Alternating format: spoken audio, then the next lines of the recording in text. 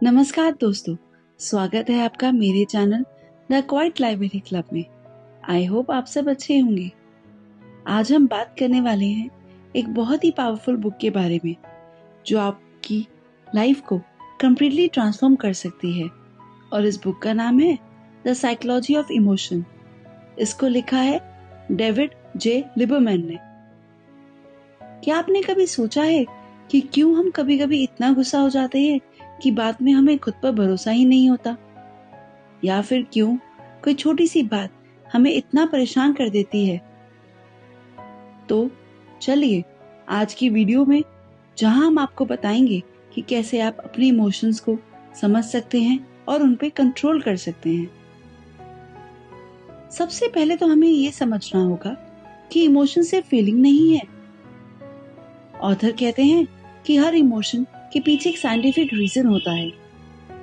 जब हमें खुशी मिलती है तो हमारा ब्रेन डोपामिन रिलीज करता है, जब डर लगता है तो एड्रेनलिन रिलीज करता है, और जब कोई हमें धोखा देता है या हर्ट करता है तो हमारा एमेंडाला इक्वेट हो जाता है और हमें गुस्सा आता है। डेविड बताते हैं कि हर इमोशन एक मैसेज की तरह कैरी होता है। एंजाइटी सिग्नल करती है अनसर्टेनिटी को, एंगर सिग्नल करता है बाउंड्री वायलेशन को, और गिल्ट सिग्नल करता है कि हमने जरूर कुछ गलत किया है। ये इमोशंस कभी भी रैंडम नहीं होते। इन सब के पीछे एक बायोलॉजिकल और साइकोलॉजिकल मैकेनिज्म काम कर रहा होता है। जब आप ये समझ जाते हो तो आप अपने इमोशंस को बेटर तरीके से हैंडल कर सकते हो। अब आते हैं इस बुक के सबसे इंपॉर्टेंट कॉन्सेप्ट पे, और वो है पर्सपेक्टिव यानी नजरिया। डेविड एक बहुत ही इंटरेस्टिंग पॉइंट रेज करते हैं।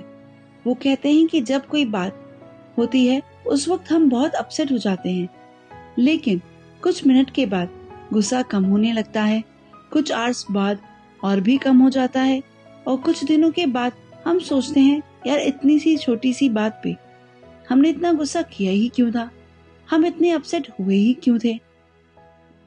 यह है पर्सपेक्टिव का मैजिक।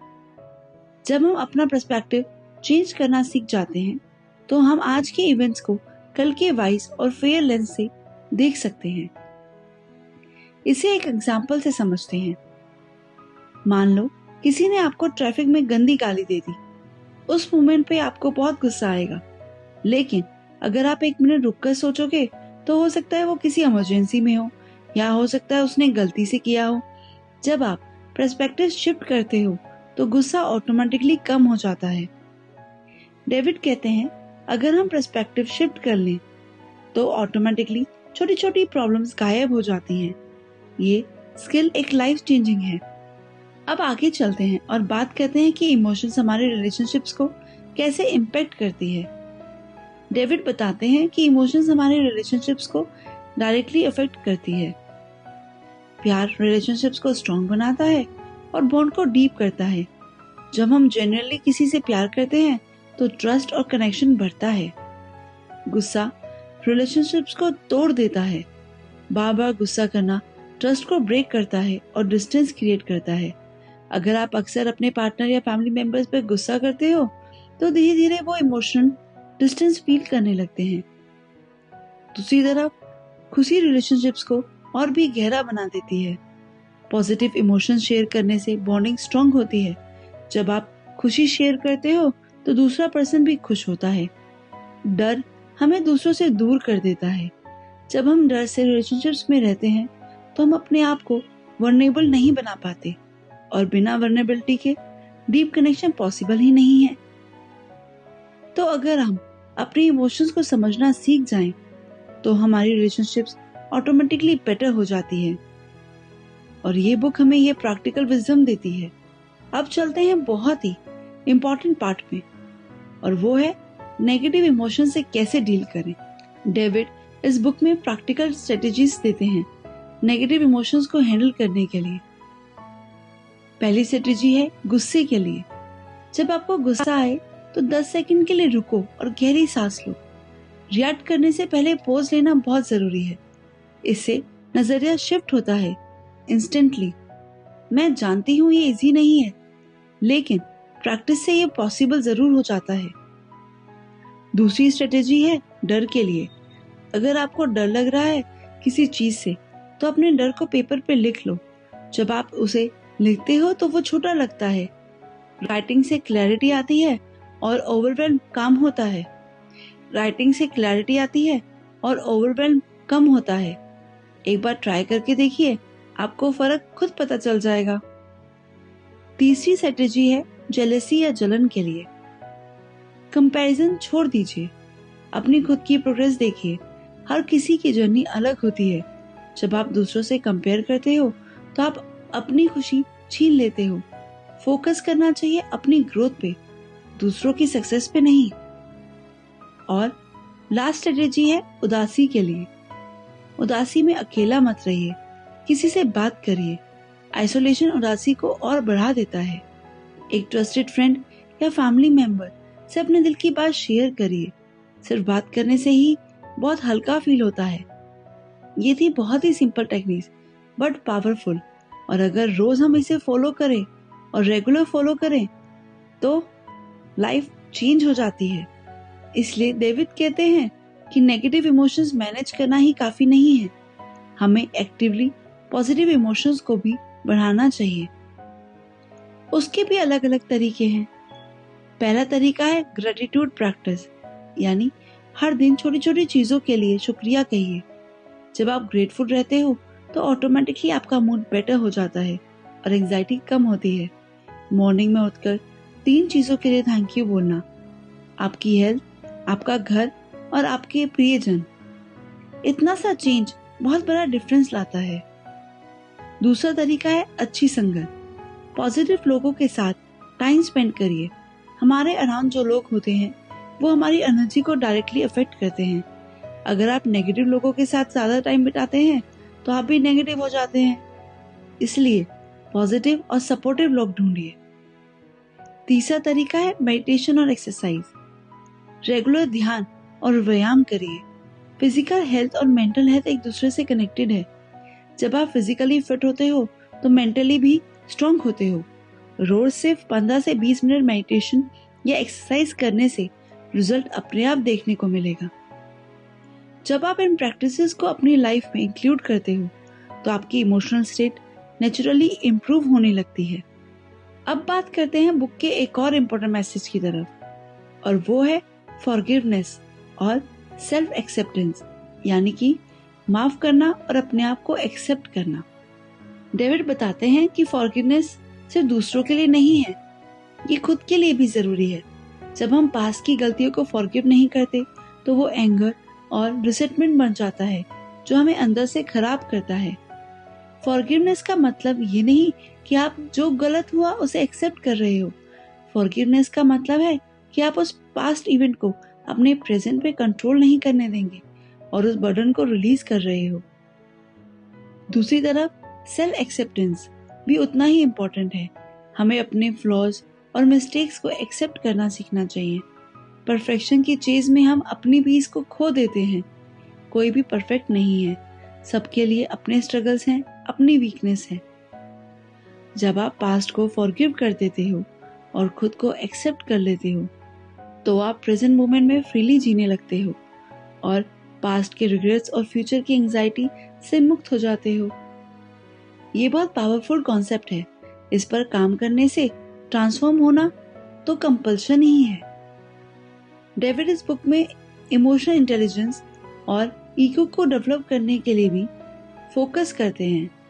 इमोशनल इंटेलिजेंस का मतलब है अपने इमोशंस को पहचानना, उन्हें समझना, उन्हें कंट्रोल करना और दूसरों के इमोशंस को भी अंडरस्टैंड करना। दूसरी तरफ हाई ईक्यू वाले लोग ज्यादातर सक्सेसफुल होते हैं, रिलेशनशिप्स में, कैरियर में और ओवरऑल लाइफ में भी, क्योंकि वो लोग अपने आप को बेटर समझ पाते हैं, सिचुएशंस को बेटर हैंडल कर पाते हैं। सेल्फ कंट्रोल डेवलप करने के लिए कुछ प्रैक्टिकल स्टेप्स हैं। पहला, अपनी इमोशनल ट्रिगर्स को आइडेंटिफाई करो। कौन सी सिचुएशन में आपको गुस्सा आता है, कब एंजाइटी फील होती है। जब आप अपने ट्रिगर्स जानते हो तो आप प्रिपेयर्ड हो जाते हो। दूसरा, पोज लेना सीखे। रिएक्ट करने से पहले एक मोमेंट रुको। ये सिंपल सा स्टेप है बट है बहुत पावरफुल। तीसरा, रेस्पॉन्ड करो, रिएक्ट मत करो।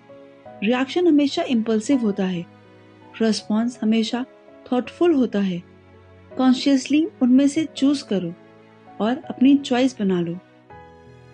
चौथा, लॉन्ग टर्म कॉन्सिक्वेंसेस के बारे में सोचो। अगर मैं अभी गुस्से में कुछ कहूंगा तो कल कैसा फील करूंगा, इस रिलेशनशिप पे क्या असर पड़ेगा। जब आप अपने इमोशंस पे कंट्रोल पा लेते हो तो आप अपनी पूरी जिंदगी पे कंट्रोल पा लेते हो। क्या आपको पता है कि डेविड ने एक बहुत ही इंटरेस्टिंग पॉइंट रेज किया है। वो ये है कि हमारा so called logical thinking actually emotion से ही ड्रिवन होता है। ये सुन के थोड़ा अजीब लगता है, लेकिन है तो सच। हम सोचते हैं कि हम लॉजिकल डिसीजंस ले रहे हैं, लेकिन रियलिटी में हमारे इमोशंस पहले डिसाइड करते हैं और बाद में हम लॉजिक यूज करके अपने डिसीजंस को जस्टिफाई करते हैं। इसे एक एग्जांपल से समझते हैं। आप एक फोन खरीदना चाहते हो, आपका दिल कहता है कि लेटेस्ट आईफोन लो, तो आपका माइंड क्या करता है, वो जस्टिफाई करता है, हाँ ये एक्सपेंसिव है लेकिन कैमरा अच्छा है, लॉन्ग टर्म इन्वेस्टमेंट है, रीसेल वैल्यू भी अच्छी है। ये सब लॉजिक एक्चुअल डिसीजंस के बाद आते हैं। डिसीजंस पहले इमोशनल लेवल पे हो चुका होता है। ये रियलाइज करना बहुत इंपॉर्टेंट है, क्योंकि जब हम ये एक्सेप्ट कर लेते हैं कि इमोशंस डिसीजन मेकिंग में मेजर रोल प्ले करते हैं, तब हम ज्यादा कॉन्शियसली चॉइस कर पाते हैं। हम अपने इमोशंस को एक्नॉलेज कर सकते हैं और फिर बेटर डिसीजंस ले सकते हैं। लॉजिक एक इल्यूजन नहीं है, लेकिन इमोशंस उसको ड्राइव करती है। ये समझना हमारे लिए बहुत जरूरी है। अब आता है सबसे इम्पोर्टेंट क्वेश्चन, ये सब नॉलेज प्रैक्टिकल लाइफ में कैसे यूज करें। मॉर्निंग रूटीन बहुत इंपॉर्टेंट है। दिन की शुरुआत ग्रेटिट्यूड से करिए। जैसे ही उठें 3 चीजों के लिए थैंक यू बोलिए, फिर 10 मिनट मेडिटेशन या डीप ब्रीदिंग प्रैक्टिस कीजिए। पॉजिटिव अफर्मेशंस बोलिए, आज एक अच्छा दिन होगा, मैं अपनी इमोशंस को कंट्रोल कर सकता हूँ, मैं ग्रेटफुल हूँ। पूरे दिन जब भी ट्रिगर फील हो, पॉज लीजिए, अपने इमोशंस को लेबल करिए, मैं गुस्सा फील कर रहा हूँ या मुझे एंजाइटी हो रही है। सिर्फ लेबलिंग करने से भी इमोशंस का इम्पैक्ट कम हो जाता है। डीप ब्रीथ लो और पर्सपेक्टिव शिफ्ट करो। इवनिंग में रिफ्लेक्शन करो, दिन भर के इमोशंस को रिवाइव करो, क्या अच्छा रहा, क्या इम्प्रूव कर सकते हैं, ये नोट करो। जर्नलिंग बहुत हेल्पफुल होती है। फॉरगिवनेस प्रैक्टिस करो खुद को और दूसरों को। जो गलतियां हुई दिन भर में उन्हें लेट गो करो। वीकेंड में एक बार रिव्यू करो पूरे वीक का, कौन से पैटर्न्स देख रहे हो, कहाँ इम्प्रूव हो सकते हैं या कहाँ इम्प्रूव कर रहे हो, कहाँ और काम करना चाहिए। पर इन सब के लिए कंसिस्टेंसी बहुत जरूरी है। कंसिस्टेंसी से ये प्रैक्टिसेस लाइफ चेंजिंग रिजल्ट देती हैं। पहले महीने में थोड़ा टफ लगेगा, लेकिन फिर एक हैबिट बन जाएगी। अब इस बुक को छोटी समरी में समझते हैं और जानते हैं कि डेविड एक्चुअली कहना क्या चाहते थे या हमें सिखाना क्या चाहते हैं। पहली बात, इमोशंस को समझो। इमोशन दुश्मन नहीं है। अगर हम उन्हें समझ लें तो वो हमारी सबसे बड़ी ताकत बन सकती है। हर इमोशन एक मैसेज दे रहा है, उस मैसेज को सुनिए। दूसरी बात, पर्सपेक्टिव मैटर्स। एक ही सिचुएशन को अलग अलग नजरिए से देखना जरूरी है और देखा भी जा सकता है। और जब आप अपना नजरिया चेंज कर लेते हो या आपका नजरिया चेंज हो जाता है तो पूरी लाइफ चेंज हो जाती है। तीसरी बात, नेगेटिव इमोशन से भागो मत। नेगेटिव इमोशन से भागना सॉल्यूशन नहीं है। उन्हें एक्नॉलेज करना, उनका सॉल्यूशन ढूंढना, ये जरूरी है। एक्सेप्ट करो कि ये नॉर्मल है और फिर उस पर काम करो और उससे डील करो। चौथी बात, पॉजिटिव इमोशंस को डेली बढ़ाओ। ग्रेटिट्यूड, पॉजिटिविटी और गुड कंपनी से अपनी लाइफ को बेटर बनाओ। हर दिन कॉन्शियसली पॉजिटिव इमोशंस क्रिएट करो। पांचवी बात, कंट्रोल पाना पॉसिबल है। जो इंसान अपने इमोशंस पे कंट्रोल कर लेता है वो अपनी पूरी जिंदगी पे कंट्रोल पा लेता है। ये इम्पॉसिबल नहीं है, सिर्फ प्रैक्टिस की ही जरूरत होती है। डेली प्रैक्टिस, पेशेंस और कंसिस्टेंसी से ये मास्टरी अचीव होती है। ये बुक कहती है कि इमोशन मास्टरी से ही ट्रू फ्रीडम मिलती है। जब आप अपने इमोशंस के स्लेव नहीं होते, जब आप कॉन्शियसली चूज कर सकते हो कि कैसे रिएक्ट करना है, तब होती है रियल फ्रीडम और मिलती है रियल फ्रीडम। तो दोस्तों, द साइकोलॉजी ऑफ इमोशन, जिसको डेविड जे लिबरमैन ने लिखा है, एक लाइफ चेंजिंग बुक है जो हमें अपने इमोशंस को समझने, मैनेज करने और उनका मास्टर बनने की प्रैक्टिकल स्ट्रेटजीज देती है। अगर आप अपनी लाइफ में रियल चेंज लाना चाहते हो तो ये कॉन्सेप्ट अप्लाई करिए। याद रखिए, ये एक ओवरनाइट प्रोसेस नहीं है। डेली प्रैक्टिस और कंसिस्टेंसी से ही आप अपनी इमोशनल मास्टरी अचीव कर सकते हो। पहले जरूर डिफिकल्ट लगेगा, लेकिन रिजल्ट हमेशा अमेजिंग होंगे। तो अगर आपको ये वीडियो पसंद आई हो तो लाइक करें, शेयर करें और मेरे channel the Quiet Library club को सब्सक्राइब करना ना भूलें और नोटिफिकेशन बेल आइकन को भी प्रेस करें ताकि आपको हमारी हर नई वीडियो का अपडेट मिल सके। और एक बहुत ही जरूरी बात, कमेंट सेक्शन में जरूर बताएं कि आपको ये बुक समरी कैसी लगी और आप कौन सी बुक की समरी नेक्स्ट सुनना चाहते हो, और ये भी कि इनमें से आपने कौन सी चीज अपनी लाइफ में अप्लाई करी और आपको क्या चेंज महसूस हुआ।